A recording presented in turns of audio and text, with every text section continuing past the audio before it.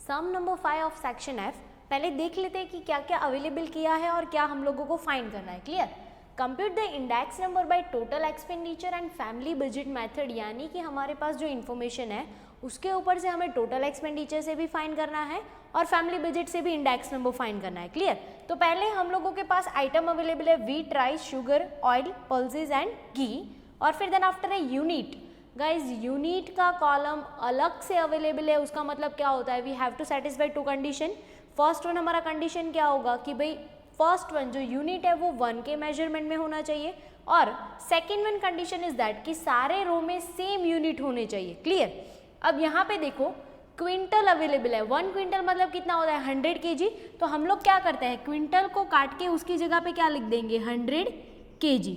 अब देखो unit same होंगे kg और kg, लेकिन यहाँ पे 100 नहीं चाहिए, उसकी जगह पे कितना चाहिए हमें 1 kg चाहिए। तो जब भी आप यूनिट में चेंज करोगे आपका कंपल्सरी चेंज कहाँ पे होगा, प्राइस में चेंज होगा। यानी कि यहाँ पे 1 kg की प्राइस करने के लिए हमें डिवाइडेड बाय क्या करना पड़ेगा, 100 और 100 करना पड़ेगा, और यहाँ पे कोई चेंज नहीं होगा क्योंकि kg के मेजरमेंट में ही है। क्लियर।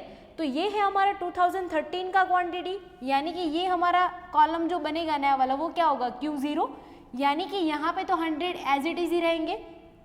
P1 यहाँ पे P0 है 2013 का और 15 का है P1, तो इन दोनों का जो मेजरमेंट चेंज करेंगे वो P0 और P1 बन जाएगा। यहाँ पे बाय 100 है मतलब कितना हो जाएगा 18, और यहाँ पे बाय 100 है मतलब कितना हो जाएगा 24। क्लियर। सेकेंड वन देखते हैं 20 kg। फर्स्ट कंडीशन ही सेटिस्फाई नहीं है, हमें यूनिट चाहिए यहाँ पे 1 और यहाँ पे है 20, तो यहाँ पे चेंज होगा तो कहाँ पे चेंज होता है प्राइस में, डिवाइडेड बाय 20 करना पड़ेगा। यहाँ पे कोई चेंज नहीं हो रहा है तो ये सेम एज इट इज जाएगा, यहाँ पे कितना हो जाएगा 40। 700 डिवाइडेड बाय 20 कितना होगा 35, फिर है 800 डिवाइडेड बाय 20 यानी कि ये कितना हो जाएगा 40। क्लियर। अब नेक्स्ट देखते हैं, यहाँ पे 1 यूनिट है kg, यहाँ पे भी kg है, तो इसमें कोई चेंज नहीं होने वाला, यानी कि ये सारे डेटा सेम टू सेम जाएंगे 40, 30 और 36। क्लियर। फिर again kg 1 unit no change, क्या होगा 60, 108 एंड 120। फिर नेक्स्ट वन अगेन 20 kg, यहाँ पे सिर्फ एक ही यूनिट चाहिए। अगर kg मैच हो रहा है, यहाँ पे एक यूनिट नहीं है, तो हम लोग क्या करेंगे, सिंपली डिवाइडेड बाय यहाँ पे 20 कर देंगे। यूनिट में चेंज होता है तो कहाँ पे चेंज होता है प्राइस में, तो ये सेम एज इट इज रहेगा 40। यहाँ पे डिवाइडेड बाय 20 करोगे इट मीन्स कितना हो जाएगा 100, और यहाँ पे 2400 है डिवाइडेड बाय 20 यानी कि कितना हो जाएगा ये 120। क्लियर। फिर लास्ट वन है kg सारे यूनिट सेम है, यानी कि यहाँ पे कोई चेंज करने की रिक्वायरमेंट नहीं है। कैसा होगा 36, 400 एंड 480। Clear guys. ये अब हम लोगों को क्वेश्चन मिल गया है, यानी कि हम लोगों ने क्वेश्चन को कन्वर्ट कर दिया। अब जो भी कैलकुलेशन होगा ये तीनों कॉलम के बेसिस के हिसाब से होगा। क्लियर। अब हमें फर्स्ट वन क्या बोला था कि टोटल एक्सपेंडिचर मेथड से हम लोगों को कैलकुलेशन करना है इंडेक्स नंबर का। अब टोटल एक्सपेंडिचर मेथड से जाएंगे ना तो वी हैव ए 2 ऑप्शन, एक तो IL यूज कर सकते हैं या तो फिर IP यूज कर सकते हैं, यानी कि 1000 वाला फॉर्मूला भी हो सकता है और 1101 वाला भी हो सकता है। क्लियर। 1000 कब यूज करेंगे, जब Q0 अवेलेबल होगा। 1100 कब यूज होगा, जब Q1 अवेलेबल होगा। जबकि हमारे पास यहाँ पे हमें पता है कि Q0 अवेलेबल है, यानी कि हमें लास्ट पेयर का फॉर्मूला यूज करना पड़ेगा, कौन सा 1000 वाला। क्लियर। अब उसके लिए हम लोगों को कौन कौन से कॉलम चाहिए, P1 Q0, P0 Q0, यानी कि ये दोनों कॉलम हमें मल्टीप्लाई करके प्रिपेयर करने पड़ेंगे।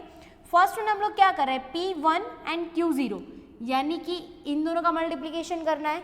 क्लियर। फर्स्ट वन है 100 इंटू 24 कितना होगा 2400, फिर है 40 इंटू 40 160, 00, फिर है 40 इंटू 36 1440, 1440, फिर है 60 into 120 7200, 7200, 40 into 120 4800, 4800 and 36 into 480 17280, 17280, 17280. Clear. And what is the total of this column? 34720, 34,720. Clear. अब नेक्स्ट वन हमें फाइंड करना है P0 एंड Q0, यानी कि गाइज इन दोनों का मल्टीप्लिकेशन करना है फर्स्ट और सेकंड कॉलम का. फर्स्ट वन है 100 इंटू 18, कितना होगा 1800. 1800. 40 into 35, 1400. 1400. 40 into 30, 1200. 1200. 60 into 108, 6480. 6480. 40 into 100, 4000. 4000. And 36 into 400, 14400. Okay 14,400. Clear. तो ये हम लोगों को दोनों कॉलम मिल गए. इसका टोटल कितना होगा P0 और Q0 का 29280. 29280. अब हम लोगों को इन दोनों का मेजरमेंट मिल गया है, टोटल भी हमारा फाइंड हो गया है, तो हम लोग फॉर्मूला में पुट कर सकते हैं. फॉर्मूला में वैल्यूएशन पुट करता है, कितना होगा 34720 divided by 29280 into 100. What is the last answer? 118.58. 118.58. तो गाइज ये हो गया हमारा index number according to total expenditure method. अब सेकंड वन हमें क्या बोला है कि फैमिली बजट से भी हमें करना है. फैमिली बजट में हमारे पास सिर्फ एक ही ऑप्शन होता है, कौन सा वाला, summation IW upon summation W. तो उसके लिए दो कॉलम का होना बहुत ही जरूरी है, कौन सा, I और W. अब ना ही हमारे पास I अवेलेबल है ना ही W अवेलेबल है, दोनों को हम लोगों को फाइंड करना पड़ेगा. कैसे फाइंड कर सकते हैं? R का फॉर्मूला है P1 बाई P0 इंटू 100, जबकि हमारे पास P1 और P0 दोनों अवेलेबल है, तो हम लोग फाइंड कर सकते हैं. कैसे करेंगे? 24 डिवाइडेड बाई 1800 एंड इंटू 100, कितना होगा फर्स्ट के लिए 133.33. 133.33. फिर है 40 डिवाइडेड बाई 35 इंटू 100, 114.29. 114.29. फिर है 36 डिवाइडेड बाई 30 इंटू 100, 120. 120. फिर है 120 डिवाइडेड बाई 108 इंटू 100, 111.11. ओके. फिर है 120 डिवाइडेड बाई 100 इंटू 100, 120. 120. और फिर last one is that 480 divided by 400 into 100, 120. 120. Clear. अब ये हो गया हमारा I. अब हमें W भी फाइंड करना पड़ेगा. W हमें अगेन नहीं दिया है, तो उसका फॉर्मूला क्या होता है, P0 and Q0. P0 Q0 से W फाइंड कर सकते हैं हम लोग. लेकिन यहाँ पे देखो हम लोगों ने ऑलरेडी P0 Q0 का कॉलम प्रिपेयर कर लिया है, तो हम लोग डायरेक्टली यहाँ से वैल्यूएशन ले सकते हैं उसका W में. ये गाइज आपको दोनों साथ में पूछा है, इसलिए हमें बनाना पड़ा है. अदरवाइज आपको दोनों में से एक ही मेथड एग्जाम में पूछा जाता है, तो आप W बना सकते हो, या तो फिर अगर आपको दोनों पूछा है तो आप यहाँ पे स्लैश करके W भी लिख सकते हो. क्लियर. लेकिन हम लोग यहाँ पे अलग से कॉलम प्रिपेयर कर देते हैं, क्योंकि एग्जाम में 99% अलग पूछा जाता है, दोनों मेथड साथ में कभी नहीं पूछा जाता. तो हम लोग यहाँ पे सेम टू सेम लिख देंगे. फर्स्ट वन था हमारा 1800, 1400, 1200, 6480, 4000 एंड 14,400. क्लियर. तो ये हो गया हमारा I और W. अब सिंपली हम लोग क्या करेंगे, I और W का मल्टीप्लिकेशन कर देंगे. फर्स्ट का मल्टीप्लिकेशन कितना होगा 133.33 इंटू 1800, 23,994. ओके. फिर है 114.29 इंटू 1400, 16,006. 16,006. फिर है 120 into 1200, 144,000.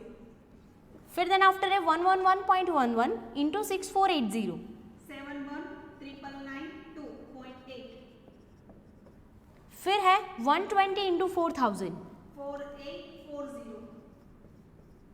and then after last one is that 120 into 14,400. 1728,000.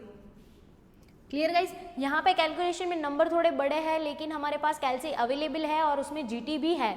हम लोग क्या करेंगे, GT यूज़ करेंगे ताकि कैलकुलेशन में आपको प्रॉब्लम भी ना हो, प्लस आपका करेक्ट आंसर आने के चांसेस भी बढ़ जाएंगे. क्लियर.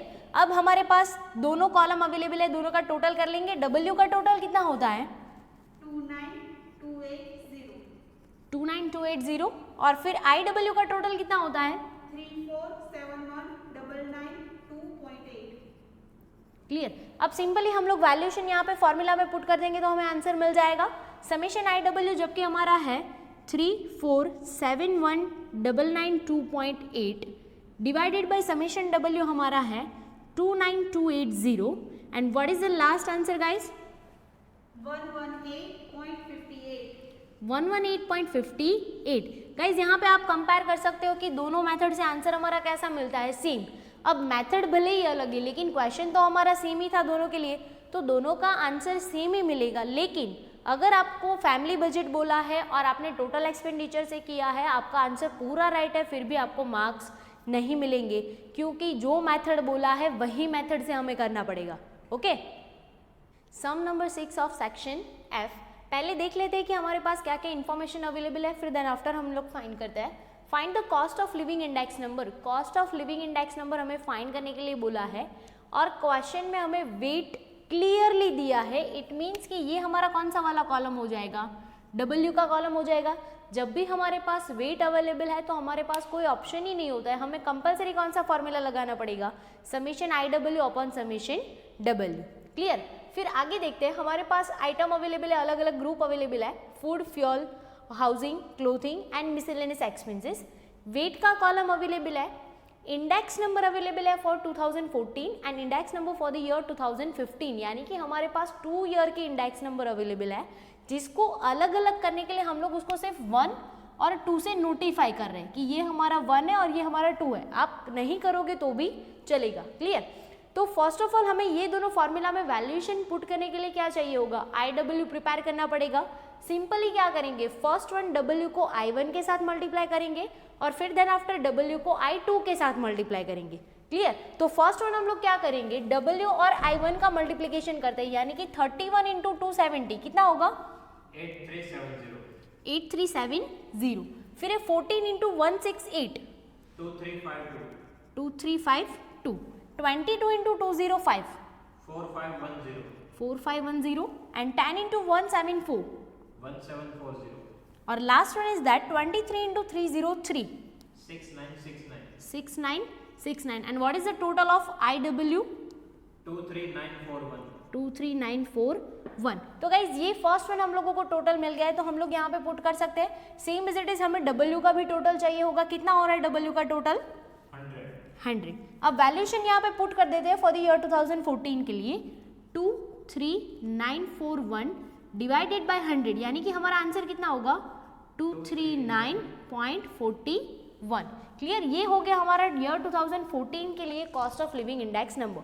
अब सेकेंड वन के लिए ट्राई करते हैं। अब हमें क्या करना है, W को I2 के साथ मल्टीप्लाई करना है, यानी कि क्या हो जाएगा 31 इंटू 281 कितना होगा 8711, 14 इंटू 178 2492, 22 इंटू 2 टाइम 4620, 10 इंटू 177 और फिर last one is that 23 into 337 7751 and what is the total of I2W 25344। अब सेकेंड वन ईयर 2015 के लिए वैल्यूएशन कर सकते हैं हम लोग 25344 divided by 100 and what is the answer 253.44। ये हो गया हमारा ईयर 2015 के लिए। अब एक एक्स्ट्रा और इन्फॉर्मेशन हमें क्वेश्चन में अवेलेबल किया है, if the wages of a worker are increase by 5% in the year 2015, यानी कि ये लोग ऐसा बोल रहे हैं कि 14 के कंपैरिजन में अगर 2015 में 5% इंक्रीमेंट देते हैं वर्कर को सैलरी में, then is this rise sufficient to compensate the rise in the price in the year 2015। क्या अगर इतना इंक्रीमेंट दे रहे हैं 5%, तो जो प्राइस में इंक्रीमेंट हो रहा है वो उसके साथ सफिशिएंट हो रहा है कि नहीं हो रहा है, वो हमें चेक करना है। क्लियर? तो फर्स्ट ऑफ ऑल हमारे पास 2I अवेलेबल है 2014 के लिए और 15 के लिए। अब हमारे पास जितना अवेलेबल है ना, पहले हम लोग वो लिख देते हैं कि हमारे पास क्या क्या अवेलेबल है। पहले तो we have it 2 index number for year 2014 and for year 2015। तो हम लोग ये देखते हैं कि 14 के कंपैरिजन में 15 में कितना इंक्रीमेंट हुआ।